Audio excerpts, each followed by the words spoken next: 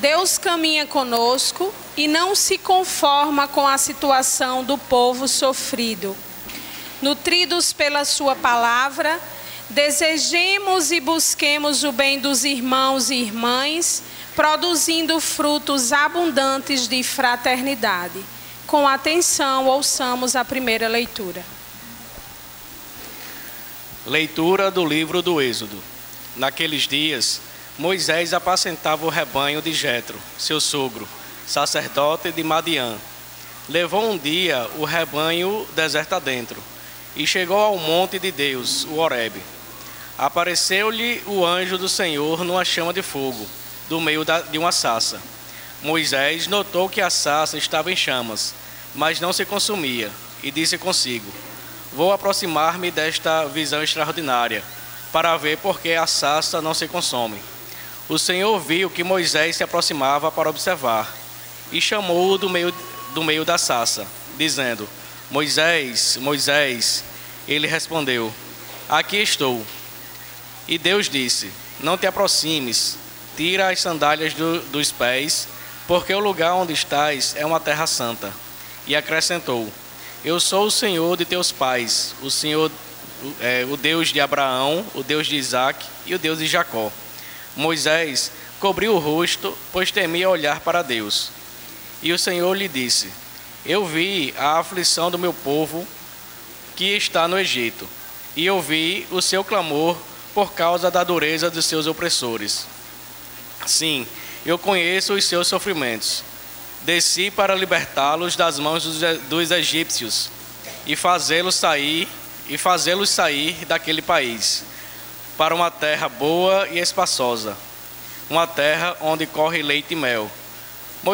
Moisés disse a Deus: sim, eu irei aos filhos de Israel e lhes direi: o Deus de vossos pais enviou-me a vós.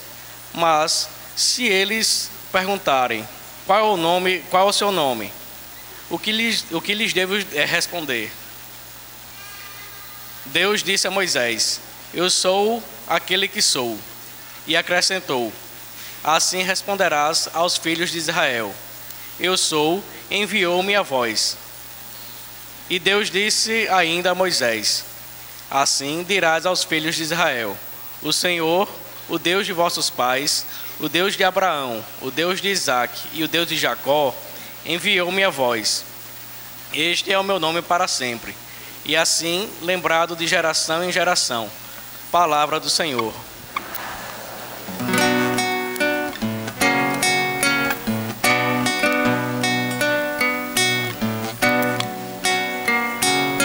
O Senhor é bondoso e compassivo. O Senhor é bondoso e compassivo. Todos. O Senhor é bondoso e compassivo. O Senhor é bondoso e compassivo. Bendize, ó minha alma, ao Senhor, e todo o meu ser, seu santo nome. Bendize, ó minha alma, ao Senhor. Não te esqueça de nenhum de seus favores. O Senhor é bondoso e compassivo. O Senhor é bondoso e compassivo, pois Ele te perdoa toda a culpa e cura toda a tua enfermidade. Da sepultura Ele salva a tua vida e te cerca de carinho e compaixão. O Senhor é bondoso e compassivo. O Senhor é bondoso e compassivo. O Senhor é indulgente e favorável, é paciente, é bondoso e compassivo. Quanto os céus por sobre a terra se elevam, tanto é grande o seu amor aos que o temem.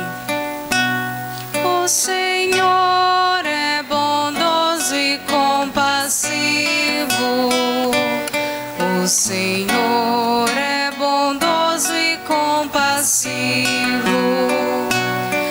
O Senhor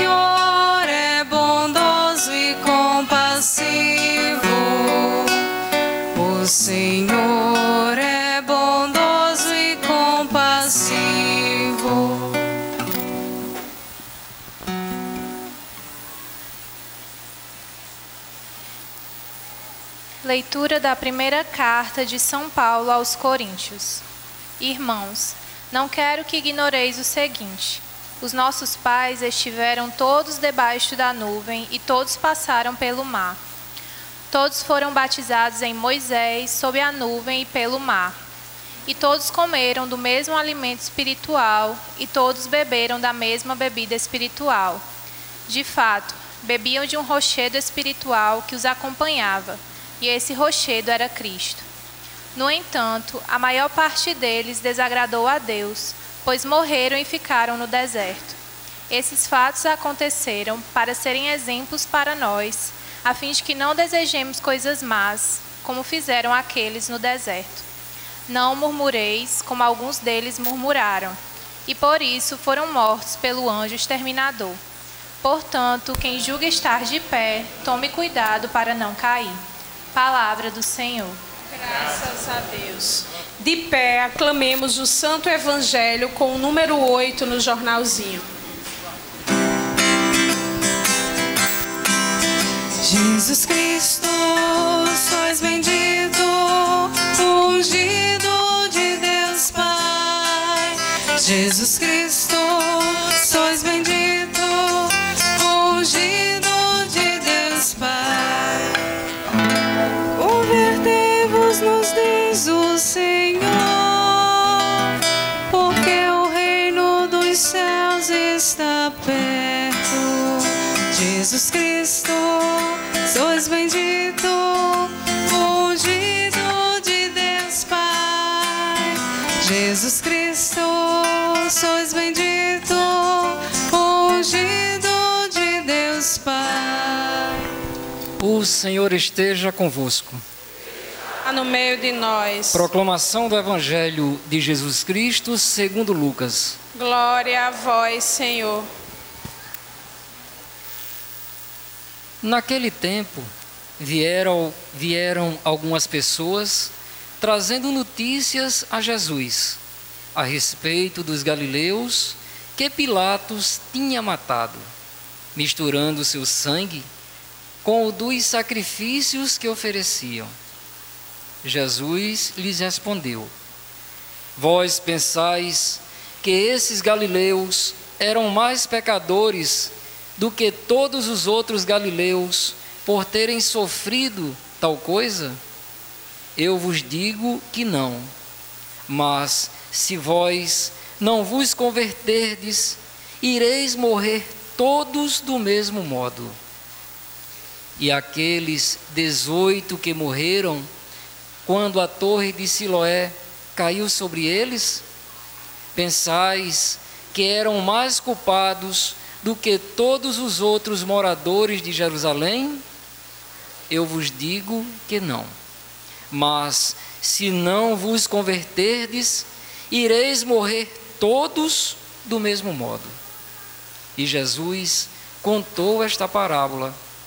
Certo homem tinha uma figueira plantada na sua vinha. Foi até ela procurar figos e não o encontrou. Então disse ao vinhateiro: já faz 3 anos que venho procurando figos nesta figueira e nada encontro. Corta-a, porque está ela inutilizando a terra? Ele, porém, respondeu: Senhor, deixa a figueira ainda este ano. Vou cavar em volta dela e colocar adubo. Pode ser que venha a dar frutos. Se não der, então tu a cortarás. Palavra da salvação. Glória a vós, Senhor.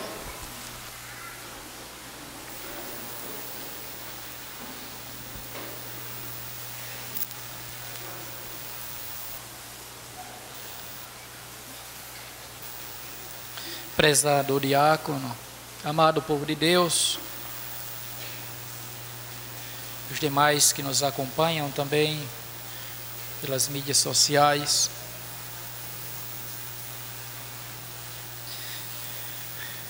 A liturgia da palavra de hoje, ela traz, mais uma vez, o tema da conversão como tema basilar para este terceiro domingo da Quaresma.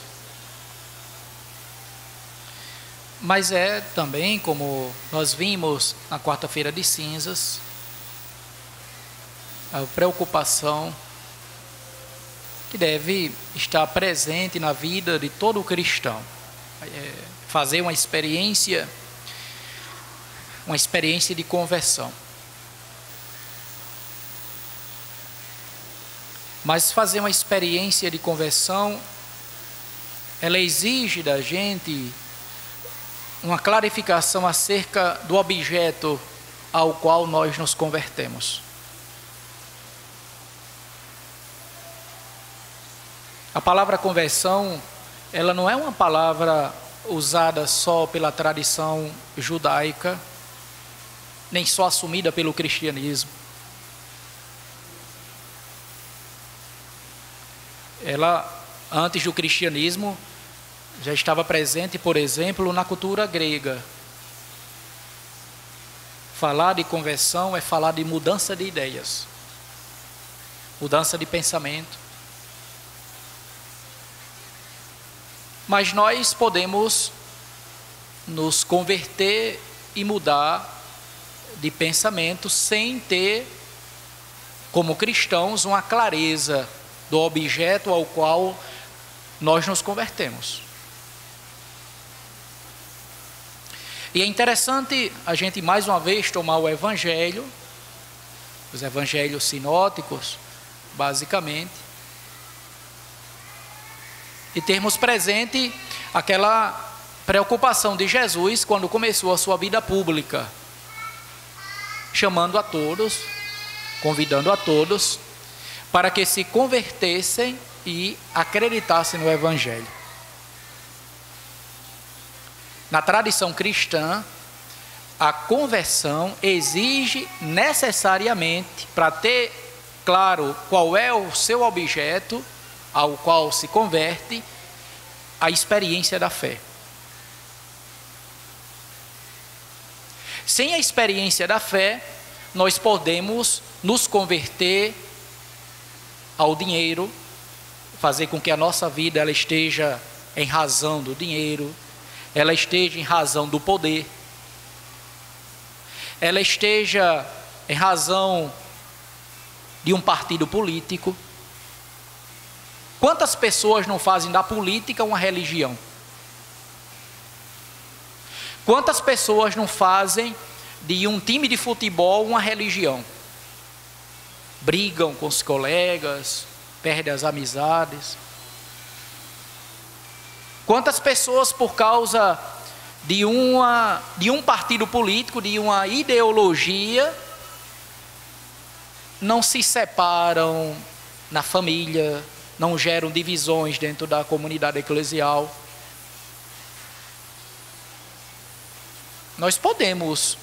Todos nós podemos nos converter ideologicamente a algum objeto das nossas afeições. Todos nós.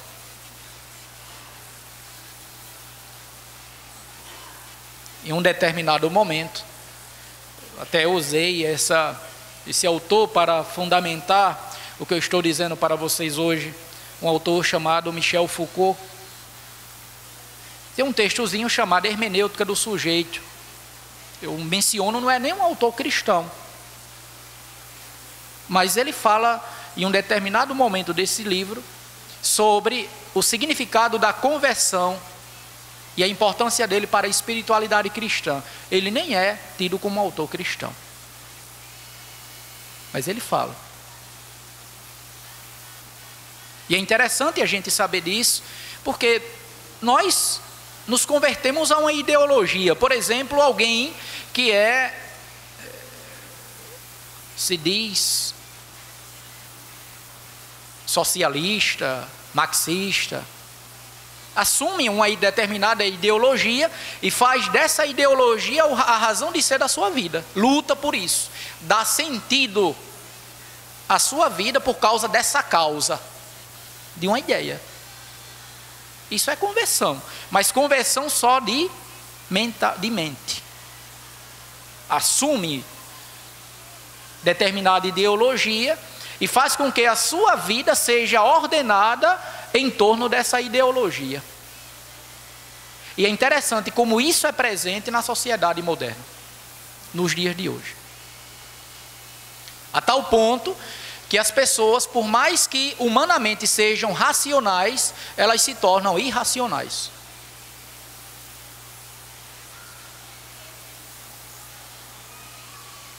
É uma coisa um pouco maluca, mas é verdade. Porque as pessoas caem nessa polarização, uma polarização ideológica, e fazem com que a sua verdade ideológica se torne uma verdade única, universal. No cristianismo, povo de Deus, nós temos que mudar. Quem é cristão, quem se diz cristão, tem que ter uma clareza do significado de conversão. Porque se não faz isso, aí troca o essencial pelo secundário. O que é essencial na experiência de conversão da vida cristã é que nós nos convertemos a Deus. Porque conversão, a experiência da conversão no cristianismo é uma experiência que é consequência da nossa fé em Deus. Eu acredito em Deus, por isso eu procuro diariamente voltar o meu coração para Ele. Diariamente. Eu ordeno a minha vida em função da sua vontade. Não a vontade de um qualquer, de um partido, de um time de futebol, de um líder político.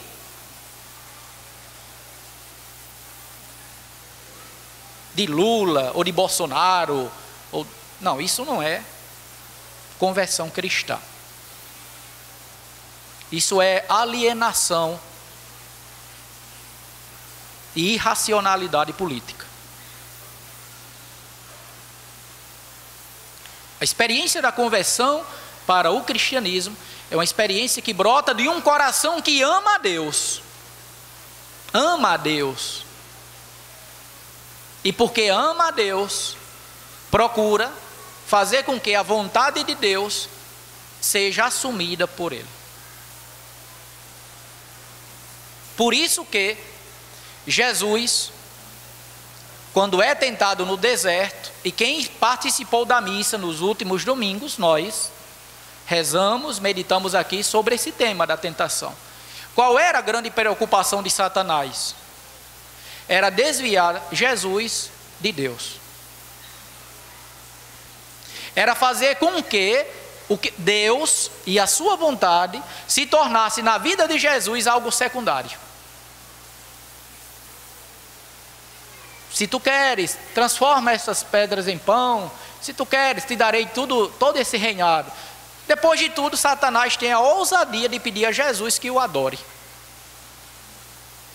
Afasta-te de mim, Satanás, porque só a Deus eu o adorarei.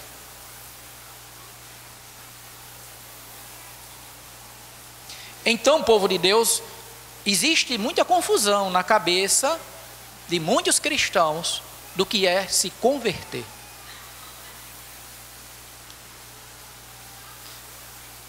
No evangelho de hoje, nós nos deparamos mais uma vez com o tema da conversão, mas esse tema que gira em torno do julgamento que os judeus estão querendo fazer por causa dos atos de Pilatos. As violências, tudo aquilo que Pilatos fez contra aqueles que foram objetos das suas maldades. Mas é interessante que o próprio evangelista Lucas deixa claro: não fiquem preocupados com a maldade deles. A preocupação que vocês precisam ter é que vocês também se convertam.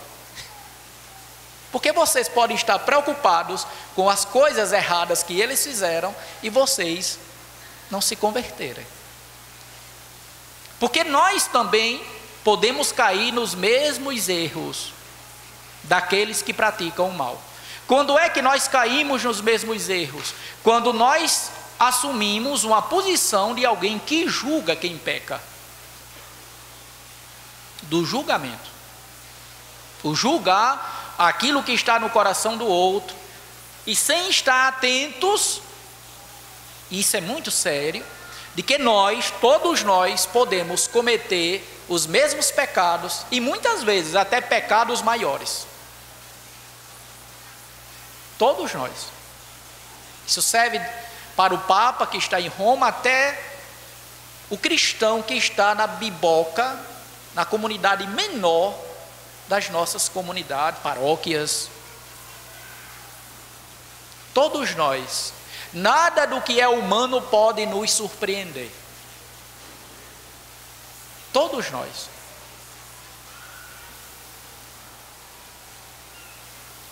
Então, as palavras de Jesus para a liturgia de hoje, do Evangelho, pegando tendo em vista essa preocupação, nós estamos no tempo da Quaresma, recebemos o convite na quarta-feira de cinzas a nos convertermos.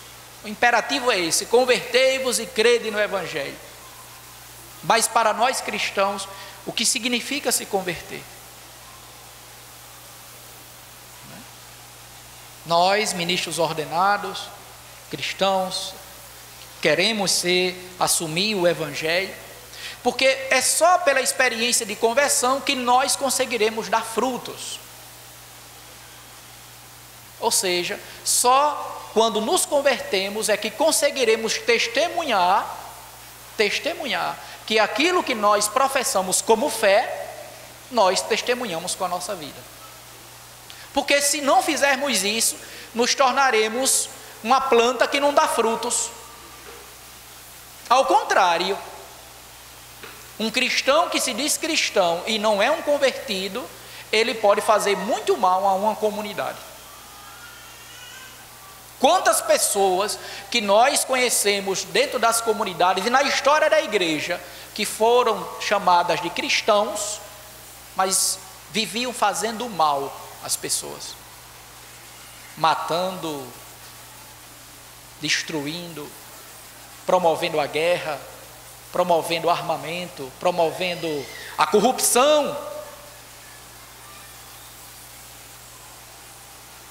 Quantos não estudaram talvez em grandes colégios católicos e tudo, mas não tem nenhuma atitude de vida cristã? Então o tema da conversão precisa perpassar toda a espiritualidade da vida cristã. E nós devemos ter muita clareza do que é conversão. A quem eu me converto? Onde está o meu coração?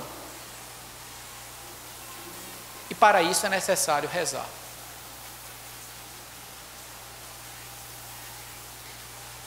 Então que Deus nos favoreça, nos ajude, e que a gente reze nessa quaresma para diariamente, porque a experiência de conversão, ela deve acontecer na vida da gente até o último momento, até o último segundo em que nós estivermos vivos.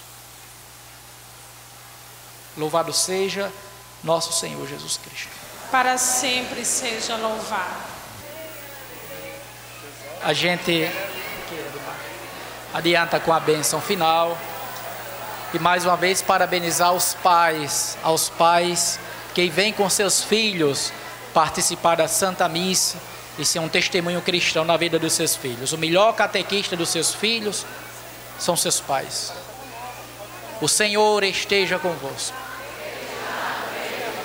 Abençoe-vos o Deus Todo-Poderoso, o Pai, o Filho e o Espírito Santo. Uma abençoada semana para todos. Ide em paz e o Senhor vos acompanhe. Muito bem, nosso cântico final. Obrigado aos meninos do cântico, a equipe aí dos pequeninos, aos catequistas pela dedicação e o amor. Nossas boas-vindas ao diácono. Uma abençoada semana. Vamos para casa em paz.